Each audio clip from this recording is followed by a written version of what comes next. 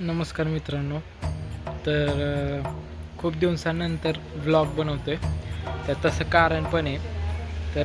आज आहे वाईमध्ये लघु कुंभ मेळावा 2026. तर हा मेळावा वाईमध्ये पहिल्यांदाच घडत आहे. तर त्याचा व्लॉग आपण बनवतो आहे. आणि धार्मिक आणि सांस्कृतिकदृष्ट्या हे मेळावा खूप महत्त्वाचा आहे. सो ऊन तर खूप आहे, त्यामुळे आपण टोपी घेतली आहे.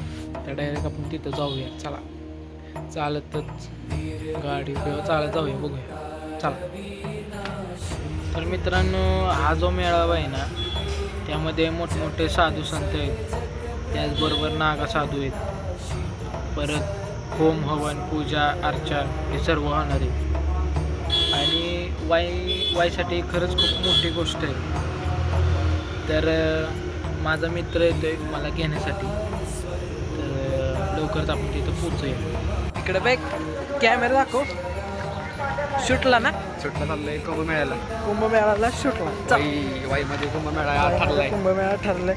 मी एवढ्या उन्हात यायला ना टोपी पण घातली. सकाळी आलो मी शूटला. सकाळी आलो घरी जेवायला गेलो. हा सकाळी आला शूटला. घरी जेवायला. गुरु आमचे गुरु आहेत. चला जाऊ.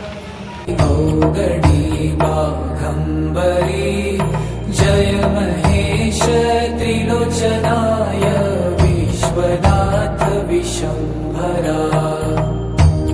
वाई येथे 2026 मध्ये प्रथमच लघु कुंभमेळा आयोजित करण्यात आला आहे. हा धार्मिक आणि आध्यात्मिक सोहळा 21 मे ते 25 मे दरम्यान पार पडत असून हजारो भाविक साधू संत आणि वारकरी सहभागी होत आहेत. वाईला दक्षिण काशी म्हणून ओळखले जाते. कृष्णा नदीच्या तीरावर वसलेलं हे शहर प्राचीन घाट, मंदिरे आणि धार्मिक परंपरांसाठी प्रसिद्ध आहे. येथे 100 पेक्षा अधिक जुनी मंदिरे आहेत. या लघु कुंभमेळ्याचे महत्त्व: पवित्र स्नान आणि धार्मिक विधी, संत महात्म्यांचे प्रवचन, भजन कीर्तन आणि वारकरी दिंडी, हिंदू संस्कृती आणि अध्यात्माचा प्रचार, महाराष्ट्रातील धार्मिक पर्यटनाला चालना व होम आणि हवन.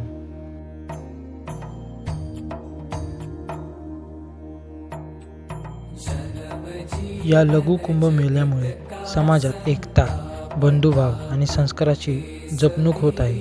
नवीन पिढीला आपल्या संस्कृतीची ओळख करून देण्याचे मोठे कार्य या सोहळ्याद्वारे होत आहे. कुंभमेळा म्हणजे फक्त धार्मिक उत्सव नाही, तर श्रद्धा, संस्कृती, अध्यात्म आणि मानवतेचा महासंगम आहे. या पवित्र मेळाव्यात संतांचे आशीर्वाद, वारकऱ्यांचे नामस्मरण, भजन कीर्तन आणि भक्तीचा अखंड गजर वातावरण अधिक पवित्र करत आहे.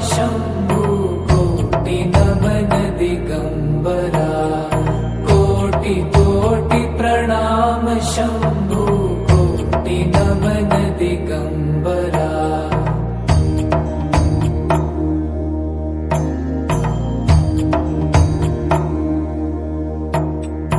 आशुतोष शशांक शेखर चंद्रमौली चिदंबरा.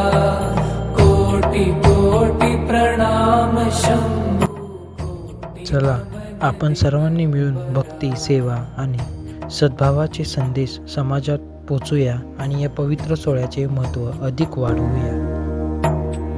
निर्विकार ओंकार विनाशी तुम्ही देवाधिदेव, जगत सर्जक